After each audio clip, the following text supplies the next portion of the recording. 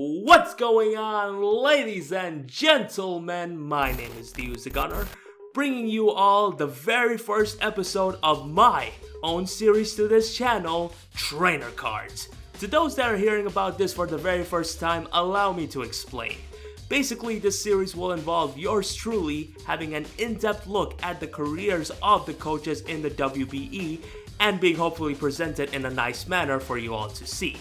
To kick things off with a bang, we're going to start by taking a look at the reigning and defending champion who's fired up to take home the gold, Wolfe Glick. So with that being said, enough of me rambling on, let's get this show on the road. Wolfe Glick, whilst being a long-time VGC competitor, made his official debut in 2017 during the WBE's very first season as the Slateport Wingulls. Fun fact, he initially wasn't supposed to be competing then, but ended up filling a spot when somebody else dropped out. The transition issue didn't necessarily hold him back by any means, as he did become this league's inaugural champion, and topped it off with successfully defending it in the very next season. From then on to now, he changed his team name to the Milwaukee Bewares and competed in two other leagues, being the GBA and the APA, leaving him with a total of 35 wins and 18 losses, giving him a credit-worthy winning percentage of 66.03. He's managed to reach playoffs a total of 3 times, showing that he by all means is familiar with staying in it for the long haul. For someone who essentially learned singles play on the fly, it's honestly really impressive to see such results from his behalf, and it very much shows that in terms of adaptability, he could very well be number 1. His preferred playstyle is bulky offense, and that very much can be seen in the two squads, which were drafted in the second and third season of the WBE respectively. At first glance, other than his obsession with Torrent T, it can be deciphered that Wolves puts a massive priority in having as many hazard setters and removers as possible, because he believes that in doing so, he won't necessarily be forced to always bring the same exact Pokemon each week due to it being the only conceivable party member that's capable of doing such a thing. In doing so, this also enables him to be very lenient with his team members in terms of the sets he wishes to run in each of those set matches. These squads also showcase nice balance regarding speed tiers, which prevents his opponents from exploiting it by being able to run whatever spread they wish for maximum damage, overall making it an even bigger threat for the player. Something that I personally see a lot of draft players still struggle with nowadays with their builds. Furthermore, it can also be seen that Wolfe puts great priority in making sure that his squads are capable of every single role, from full turn to hazard stack to even setting up webs. The only thing that has changed this time, however, is Wolfe choosing to settle with not having a web setter for this season of the WBE, which whilst worrisome, is something I personally think is a nice change of pace, which I'll explain later on in this video. Up until now, Wolfe's been able to raise a lot of hell with certain Pokemon, but if there's anyone that did it the best, it'd have to be none other than Mega Tyranitar. That's right, ladies and gentlemen, this absolute monster among Megas has been on a straight up tear throughout the Season 2 of the WBE. From outright getting 5 kills in its first week, despite taking unnecessary damage early on in the game mind you, to being a beast that can't be beat, Wolfe has done an exceptional job at showing just how big of a threat it really is in draft format. Due to the structure of his team, this Pokemon wasn't necessarily forced to have a particular role for each week, as the other members in Wolfe's party were able to cover for that, which I believe greatly helped him towards exploiting Mega T-Tar's both offensive and defensive prowess.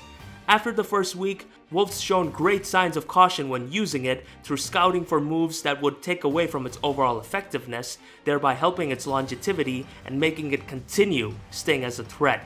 It was that exact team structure that allowed him to run that extremely threatening Dragon Dance set for the majority of the weeks, which added with the web support he had, made it much more easier for him to recover from any unforeseen setback and set up.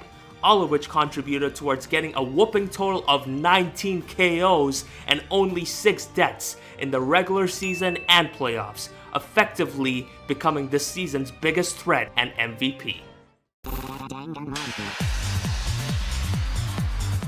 As a player, Wolfe's shown nothing but promise and improvement throughout his run so far. Despite his rather rough phase during the initial stages of Season 1, his ability to learn from each passing encounter and to apply it in his future matches is what arguably makes him an effective competitor. His plays in particular have shown the most improvement, I feel, as he's rarely ever hesitant towards making aggressive plays when needed, which does a great job at catching his opponents off guard and making them squirm. Add that with his already adequate sense of pivoting, all of this contributes towards making him a very hard opponent in general to predict when playing against him. However, if there are a few things though that I personally think has been holding him back, it's his thought process in terms of drafting and building. Whilst I certainly did mention how Wolfe's attempt to having a very versatile squad that accounts for almost every conceivable role is a good thing, it can also act as a double-edged sword because sometimes focusing too much on accounting for all of these variables, like having a spiker to a web setter, all in one squad may just blind you from seeing another potential combination that whilst on paper does not seem ideal considering you're giving up on one of those said variables, is in reality what suits your squad better. It's honestly why I personally think that his squad in the GBA ended up being something that he wasn't entirely too happy with, leading to the rather lackluster result. Furthermore, he has been somewhat applying this exact mindset for each of his matches, making it somewhat of a hindrance for him, as it arguably makes his builds much more predictable. That's something I've noticed experienced players greatly exploit when playing against him, as they would always have an answer to those trends, giving them an early advantage going into the game. Wolfe may try to balance that in those matches by making very aggressive plays, but you can only get your predictions right for so long. The moment one misstep is made, or the game's RNG effects take place, it pretty much just starts going downhill from then on. That being said, I personally think that Wolfe has recently shown signs towards changing that. If there's anything that he showed during the first battle of this season of the WBE, his plans have a better sense of long-term thinking in them that accounts for the many situations that could result if not prepped well for enough, rather than just outright trying to outplay his opponents every turn.